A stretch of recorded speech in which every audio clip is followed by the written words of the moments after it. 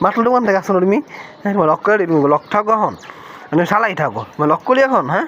দেখছো তোমার লক করতে হ্যাঁ কাজ করে তোমার লক করছি রোদে লাগাইছে বলতে সালাই থাকো পরশু দিন ওই বাসায় কাজ চলছে ওই পাশের সাথে তার জন্য তোমার লক করছি কাজ না হলে তোমার লক করলি না হ্যাঁ লক করে থাকে তুমি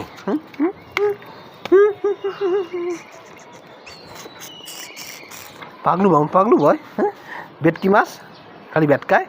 আর রাস্তা যায় রাস্তা কুকুরগুলো জমের মতো ভয় পায় হয় জম হয় কাছে